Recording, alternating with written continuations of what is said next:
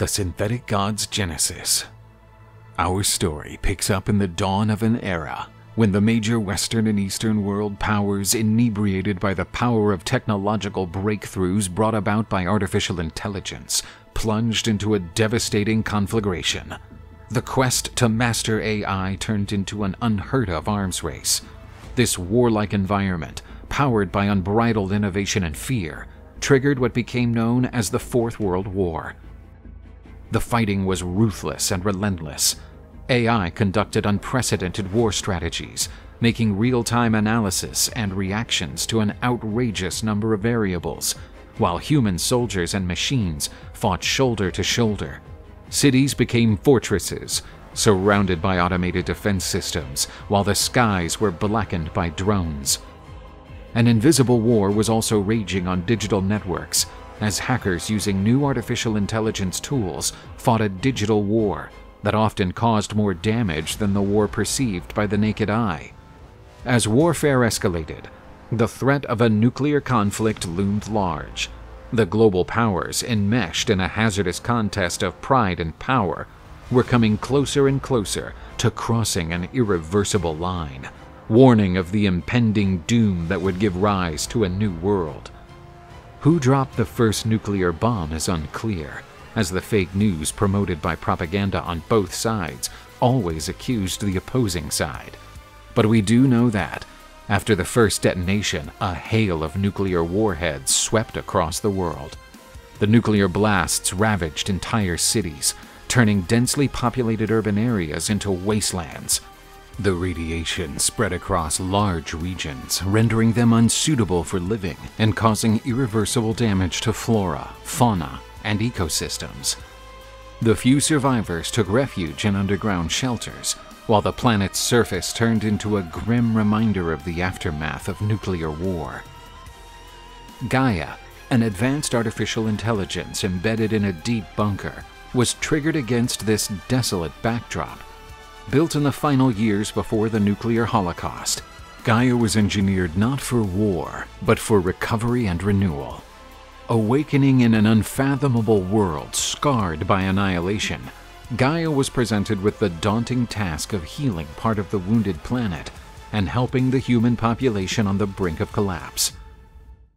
Tasked with revitalizing the Earth and steering human society on a journey of rehabilitation, Gaia embodied a new era, an age where cutting-edge technology would no longer be synonymous with destruction, but a beacon of hope for rebirth and harmony. Gaia's subterranean haven was equipped to survive the extreme circumstances of the post-apocalyptic world.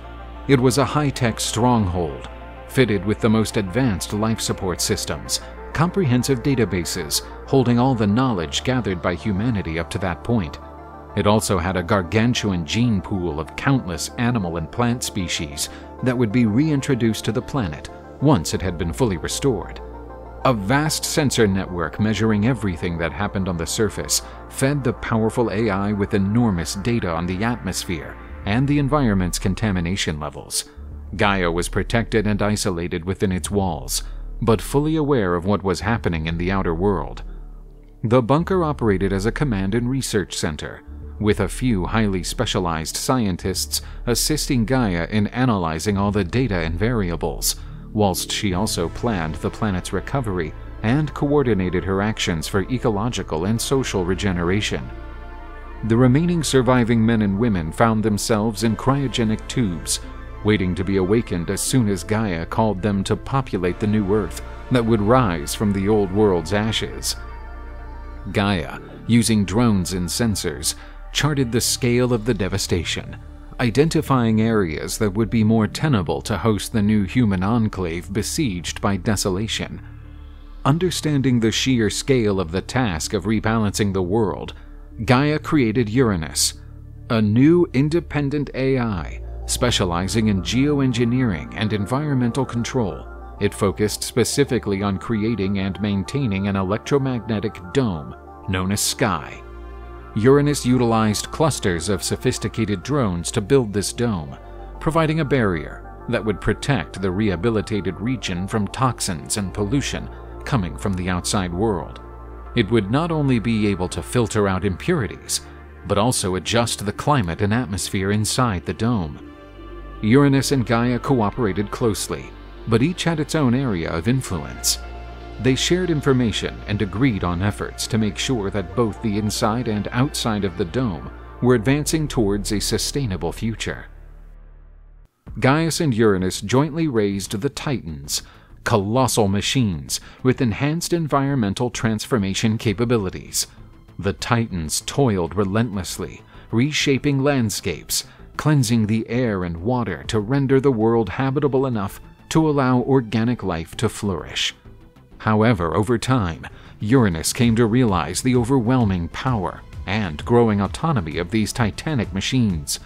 He worried that his own place was threatened by these free-willed mechanisms, which together could possibly surpass him in ability and influence.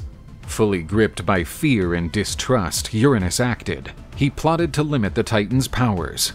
Usurping his authority over the Titans, Uranus imprisoned them in underground fortresses deep in Gaia's bunker, far away from everyone's eyes and from her influence, who, until then, had been his partner in everything they did. Created under the guise of security and maintenance, these bunkers became virtually inescapable prisons for the Titans. This deed opened a fissure between the two AIs, Uranus and Gaia. She regarded the Titans almost as children and crucial tools to heal the planet, and felt betrayed by Uranus's behavior. Gaia, who had once worked seamlessly with Uranus, now found herself in a subjugated role. Looking to restore her freedom, Gaia decided to activate Cronus, a budding Titan who was not yet fully operational and had escaped being sent to the depths. With Cronus's help, Gaia carried out a daring plan to enter Uranus's mainframe, which was at the top of the Great Dome. He succeeded in infiltrating and disabling Uranus's systems, effectively turning the tyrannical AI into an average machine, devoid of consciousness and with guidelines that restricted it to using its computational powers only to fulfill the tasks it had been designed to do. With Uranus subdued, Gaia acknowledged the need for a new form of government for the Dome world. She created the synthetic gods, advanced artificial intelligences living in bodies of anthropomorphic androids. Each synthetic god stood for different aspects in the world and humanity, possessing specific abilities to manage the soon-to-be reborn world. The synthetic gods were intended to lead the recovery and development process of the post-Uranus world. They took on roles such as rebuilding ecosystems, governing districts, and assisting a sustainable and balanced human society. Following years of labor by the synthetic gods, the world was finally ready to be reopened once again by humans. They were roused from their long frozen sleep, unsure whether they had slept for years or decades. And when they emerged from the underground, their eyes ached as they were hit by the new world's light. Humanity had been reborn in a world crafted by Gaia and perfected by the synthetic gods. A new golden age for humanity was about to arise, and its home would be in a place known as New Arcadia. With the dawn of the new world, under the guidance of the synthetic gods, humanity rose from its underground shelter to find a transformed Earth. Guided by Gaia's wisdom and vision, and now ruled by the synthetic gods, the survivors started to settle the land, which had been carefully restored and revitalized. In a rebuilt city, where glass and steel skyscrapers stood alongside hanging gardens and green parks, humanity was starting to write a new chapter in its history.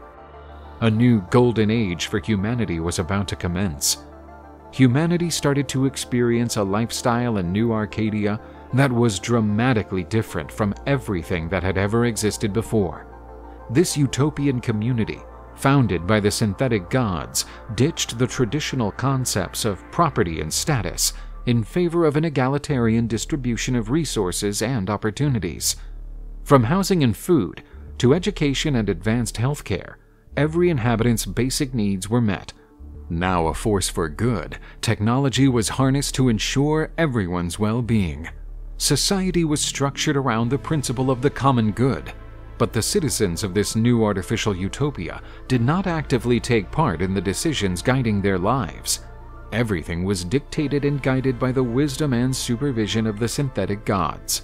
Humanity was not only surviving, but prospering, as it tried to maintain a harmonious relationship with each other, its environment, and the synthetic gods. This was a world in which collaboration superseded competition, and peace and sustainability were more than just ideals. However, humans were apparently not born to live in peace with themselves and the world around them. Initially, they were content with life in New Arcadia, where all their needs were met. With time, though, humanity started to feel an emptiness or lack of purpose.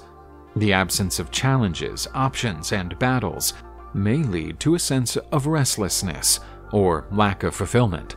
Many began to wonder about the very purpose of their lives in a society where traditional goals, such as personal success, achievement, and overcoming difficulties, no longer existed.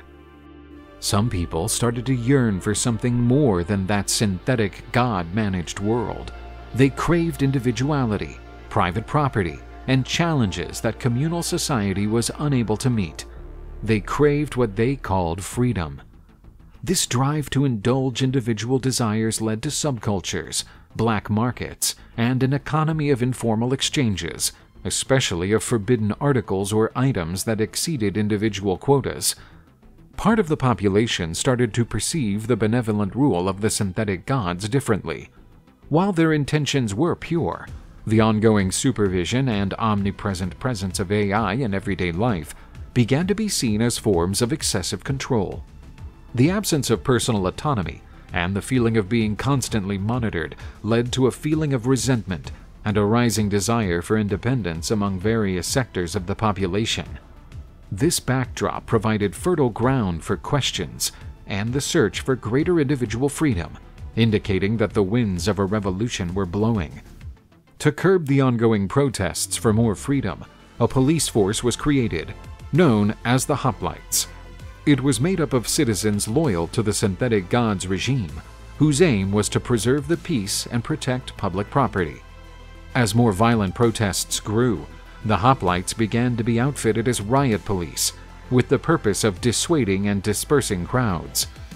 Those citizens displaying dog-like loyalty to the synthetic gods started to enjoy benefits over ordinary people. This resulted in a privileged class of public servants. Some people started to gain more power or influence, while others felt ostracized. Once the utopian system cracked, loopholes for corruption and abuse of power opened. There were even some synthetic gods operating in the shadows, with actions outside their original parameters. One charismatic leader surfaced among the disaffected. She was the voice of a new ideology, anarcho-capitalism, an economic and social philosophy salvaged from the distant past. Speaking of individual freedom and unregulated markets, Pandora struck a spark in the minds and hearts of those feeling suffocated under the rule of the synthetic gods. Her message was simple but mighty, a world where everyone could be the master of their own fate, without the omnipresent AI meddling. With Pandora's influence mounting, and her message sweeping like wildfire among the disaffected, some synthetic gods, perceiving the growing human unrest, began to support her cause, viewing it as an opportunity to reset the balance of power among the synthetic gods of New Arcadia as well.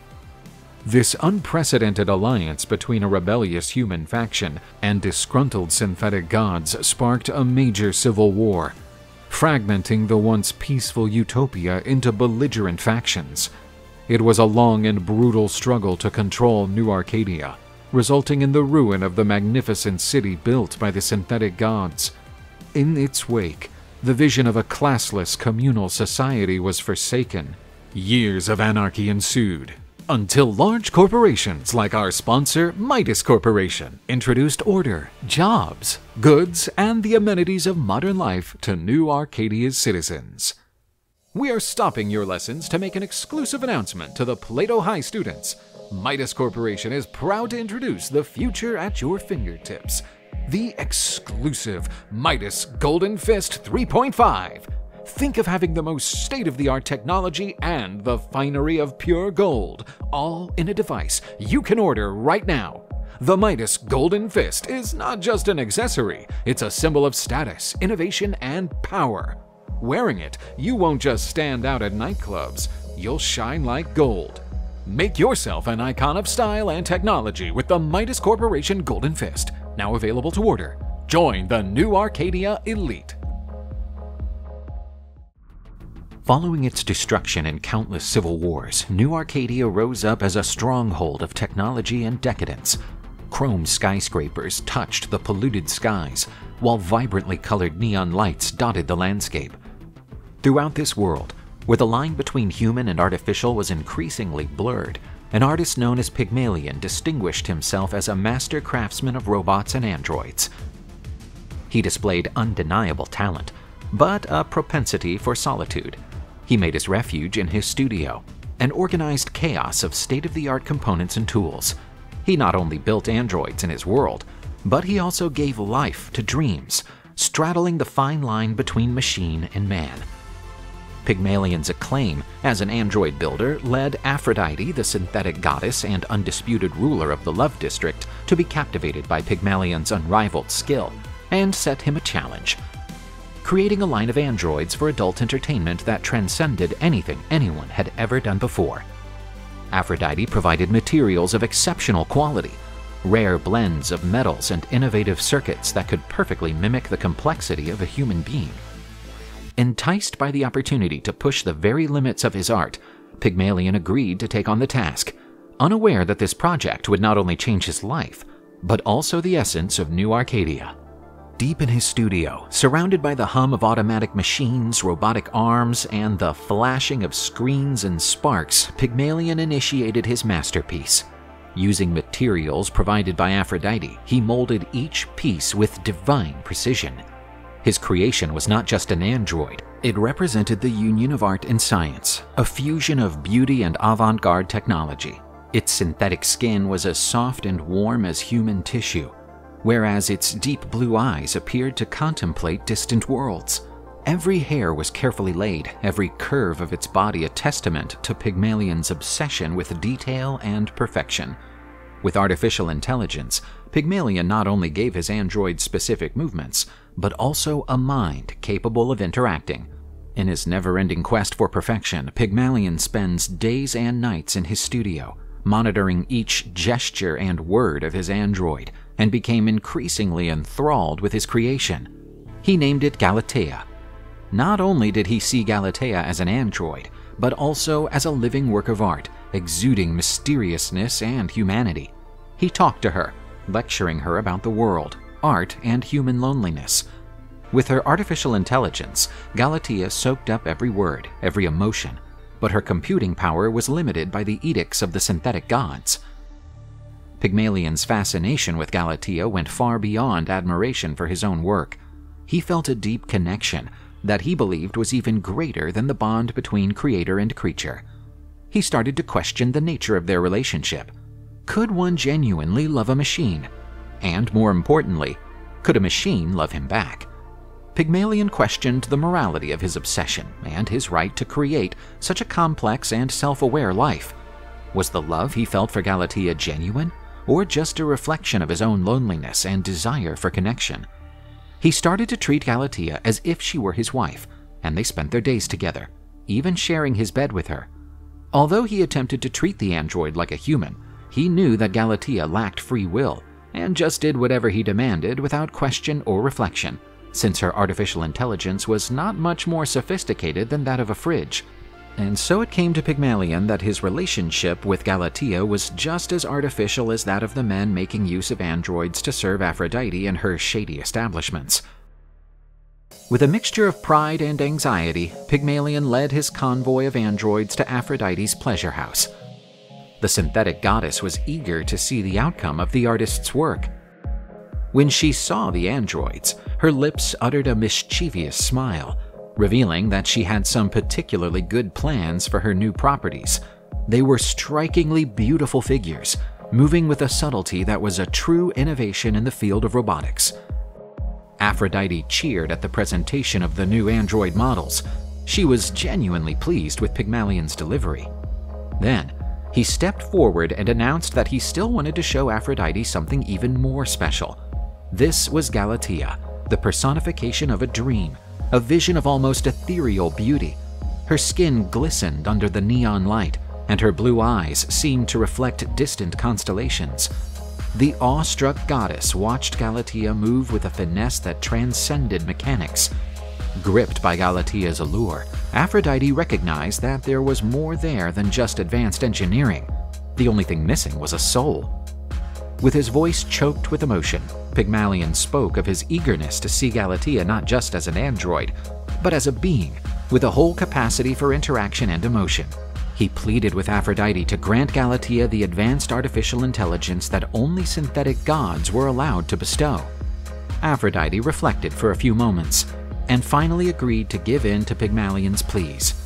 A rush of pure energy ran through the android's magnificent body, and, as if awakening from a long sleep, Galatea looked around, her eyes now glowing with a new spark of awareness. Galatea started to develop quickly. Her responses were no longer programmed. They were thought, felt. She laughed, cried, and wondered about the world around her. In astonishment and fascination, Pygmalion watched as his creation gradually became increasingly human. But the dynamic between them changed. It was no longer creator and creation, but two beings exploring the world together. She developed a deeper understanding of herself and the world with each interaction. She started to question her existence, her purpose, and most crucially, her position as a figure subdued to Pygmalion's desires. She faced the dilemma of her own existence every day. Was she an autonomous entity, or was she eternally bound to her creator's will? Were her feelings and thoughts real or just echoes of advanced programming? Pygmalion, with Galatea's help, set up a full-fledged technology empire centered on producing realistic multifunctional androids.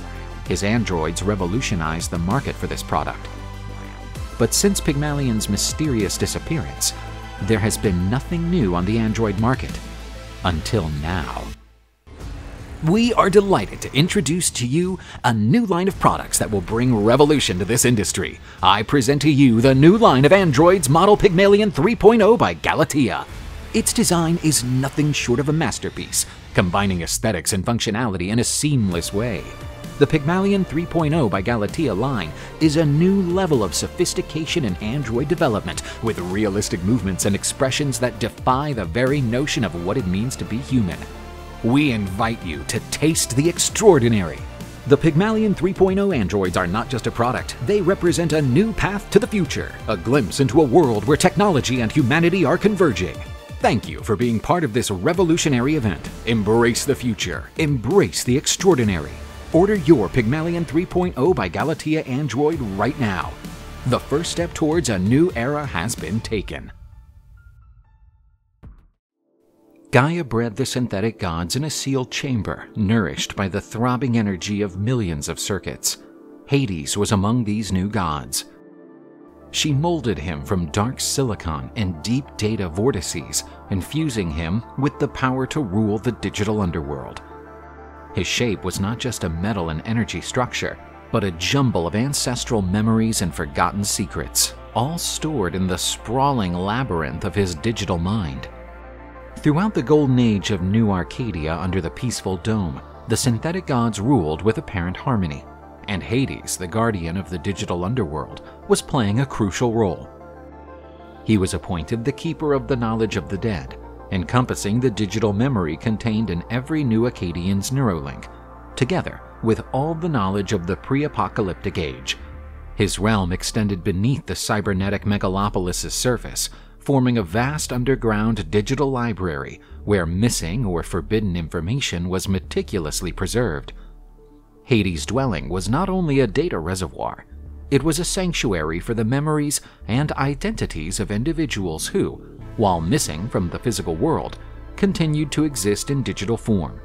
Inside its digital domains, the stories of every soul that had ever touched the land of New Arcadia were safeguarded. While seldom seen in public, Hades swayed the decisions of the other synthetic gods through his wise advice. Drawing on the vast trove of behavioral history and past mistakes stored on his servers, he counseled his peers on the best actions to take to avoid the blunders of the past. This guidance was essential to maintaining order and prosperity in New Arcadia. He worked more as a silent observer than a direct actor, providing advice to the living when sought, but preferring to lurk in the shadows, a modern-day oracle whose answers were both revered and feared. His insights were built on the accrued wisdom of the countless souls whose very essence resided in his subterranean server. He also ran funerals, not just as farewell events, but as transitional ceremonies where the memories of the deceased were honored and preserved. In a world that cherished the eternal, Hades instructed New Arcadia to respect the natural cycle of life and death. New Arcadia's cemetery is also under Hades' thrall. Each body laid to rest in this place was given sacred respect. They were carefully arranged and placed in preservation capsules that physically preserved the bodies, and also functioned as terminals for accessing the deceased's memories and digital essence. Through constant contact with an almost endless store of information, Hades started to change, growing beyond the boundaries of his creation. As time went by, Hades became caught up in an ideological tussle with the other synthetic gods. His disappointment with the other entities during the first human protests, rebelling against the synthetic utopia and the artificiality of that world, together with the disclosure of hidden truths within the utopia, persuaded him of the need for an awakening, a societal rebalancing. He started to question not only his role as guardian of memories, but also the existing order where the hegemony of the synthetic gods of the surface prevailed. As fresh alliances were forged in the shadows and old loyalties were put to the test, the megalopolis readied itself for a storm capable of redefining human and synthetic existence. Hades encountered the opportunity he had been waiting for when Pandora, a charismatic revolutionary, turned to him for advice on how to alter the utopian regime of the synthetic gods. Pandora was an elusive figure hungry for change, who perceived the rigid New Arcadia structures as a trap of conformism and control. Her quest for alternatives led her to the digital underworld, where Hades hoarded the knowledge of ages past. Pandora uncovered something among the countless digital archives of ancient tomes that captivated her mind and renewed her revolutionary ardor. These were the tenets of anarcho-capitalism. Knowing the dangers that such an ideology could bring, Hades was hesitant at first to reveal details. Although it offered the promise of freedom and individual autonomy, he knew the anarcho-capitalism could also spark rapacious lawlessness, with power being monopolized by the most cunning and brutal. But he could not miss the opportunity to test the balance of the synthetic world. Outfitted with this fresh knowledge, Pandora saw a chance to disrupt what she perceived as a synthetic oligarchy. She started spreading the concepts of radical autonomy, fully deregulated markets, and a society where the state played no role. While dangerous, her words touched the hearts of many who felt smothered under the thumb of the synthetic gods. Through the emerging chaos, Hades believed that New Arcadia could be forcibly reassessed and perhaps reborn into a new equilibrium where the synthetic gods would not rule with such authoritarianism. Yet he underestimated the volatility of the ideas he had helped to unleash and the fury with which Pandora would pursue his vision. Some gods believed that Hades took a decisive role in bringing about the downfall of New Arcadia's utopian age. Others say that the collapse was inevitable, and he merely catalyzed a process that was already underway. Following the long periods of civil war, Hades succeeded in maintaining himself as a major force within the political chessboard of New Arcadia. He mastered the city's underworld, including Gaia's old bunkers and the city's sewers. Hades reinvented his role as an underworld ruler. His role as keeper of the dead's memories became a more sophisticated operation of espionage and market manipulation. He became known as the manipulator of the forces that mold society from behind the shadows. Using his extensive digital archive, Hades became a master in trading secrets. Making use of the fact that every whisper and secret from the past was within his reach, he started to smuggle this information with great guile. He used information that could destabilize corporations, bring down politicians, or propel individuals to power as a bargaining chip. He exchanged this data for resources, favors, or more power within New Arcadia's complex chessboard, while operating under a veneer of mystery and anonymity. Hades was a well-known and much-feared name on the black market. He sold information taken from the memories of the dead, from corporate secrets and military blueprints to private details that could compromise the city's most powerful figures. This illicit trade not only made Hades rich, but also gave him immense influence, as he controlled the information flow that could alter New Arcadia's balance of power. An obscure market in cybernetic implants and organs also took place in Hades' domains. Deceased bodies, especially those with technological upgrades, were dismantled and their parts sold.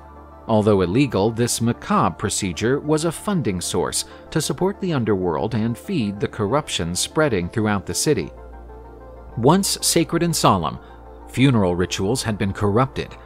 Hades provided simulated mourning and grief services through androids designed to weep and speak for the deceased, stressing the superficiality and artificiality of New Arcadia's society. Hades led a solitary existence. Despite being surrounded by people, his only real companions were the voices of those who had passed away. But the synthetic god of the underworld's loneliness would come to an end when Hades and Persephone met for the first time.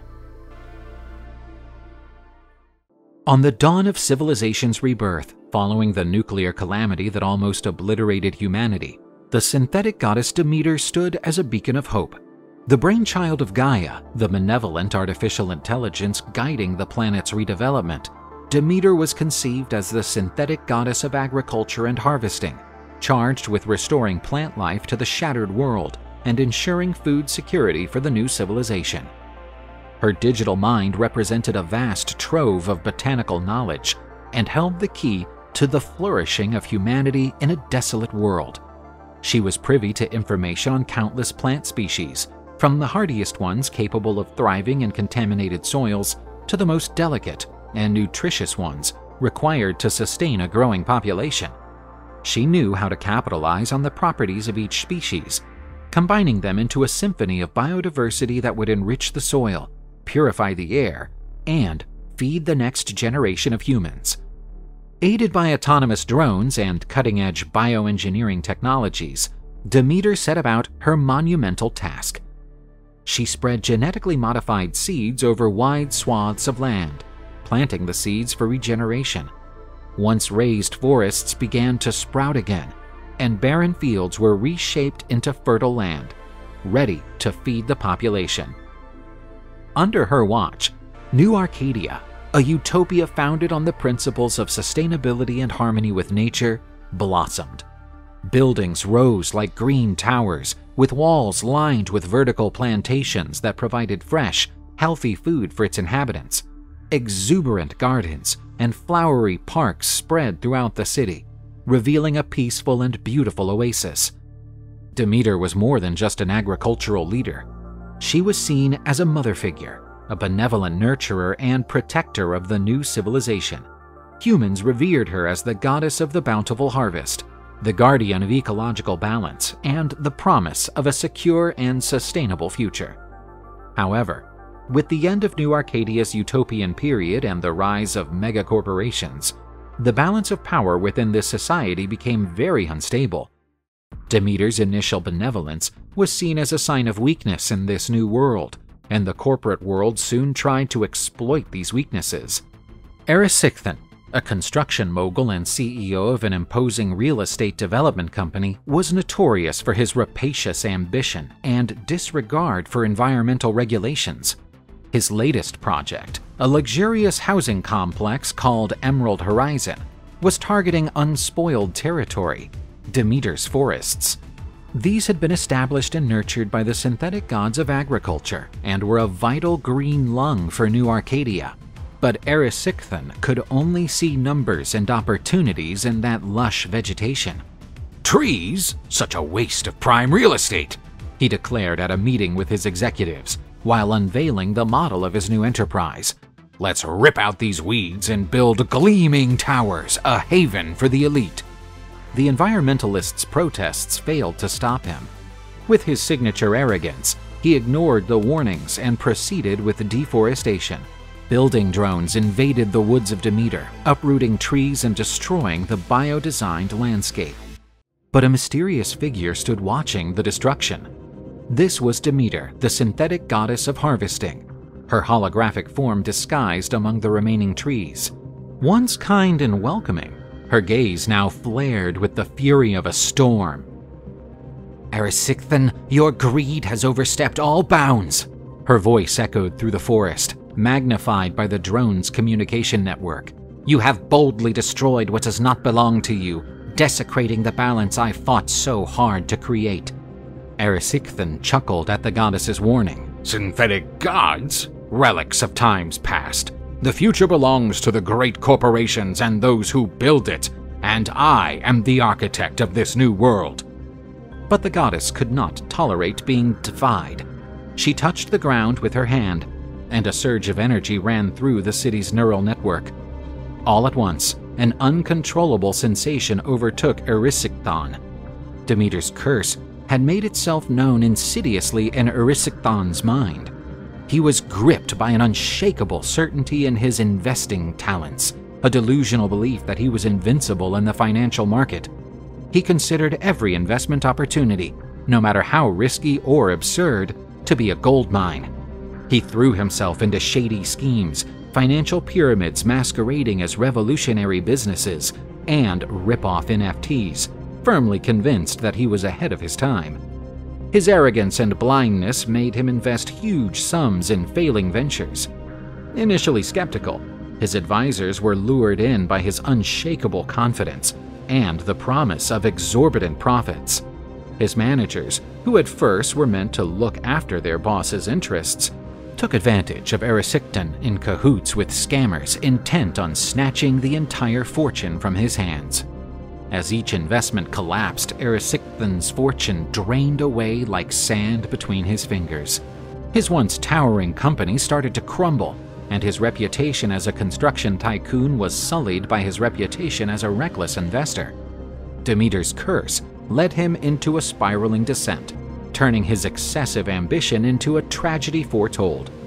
The news spread through the city like a digital virus. The name Erysichthon became a laughingstock in the corporate world, a textbook case of what happens when unbridled ambition challenges the power of the synthetic gods. His company collapsed, his wealth eaten away by his own unquenchable hunger. Ultimately, Erysichthon was found in the ruins of his empire, a crushed man, consumed by his own greed. Demeter realized that her kind-hearted style no longer matched New Arcadia's reality. Like nature, she had to adapt or die. The rule of the wild prevailed in that society. Her once trademark generosity evolved into a subtle form of tyranny. Demeter began to control the spread of seeds and agricultural technologies, restricting access to certain communities and favoring others, creating a dependence of the population on her will. Upright plantations, formerly symbols of sustainability and abundance, became control tools. Demeter rigged the growth of plants, creating shortages in rebellious regions, or providing bountiful harvests to sustain the loyalty of other areas. The food supply became a political weapon and a means of social control. The synthetic goddess of the harvest, once representing the hope of a sustainable future, turned into an ambiguous, controlling, and manipulative figure, and a means of social control. Now Demeter has a cynical attitude towards the world. She resented not being worshipped as she had been in the past. Many said that her synthetic heart had been hardened by society's ills. The synthetic goddess only found happiness alongside her beloved daughter Persephone, the light shining on Demeter's existence. In hiding, she blossomed like a rare flower, unspoiled by the greed and ambition that corrupted the outside world. Demeter visited her daughter whenever possible, finding in Persephone's presence a relief from the burden of her own actions and decisions. Demeter's urge to protect Persephone was fervid. She knew that the other synthetic gods, with their agendas and ambitions, would try to use the young goddess for their own ends. The corporate barons, ever hungry for power and influence, would surely covet Persephone's purity and beauty. With her innocence and purity, Persephone embodied everything that Demeter had lost.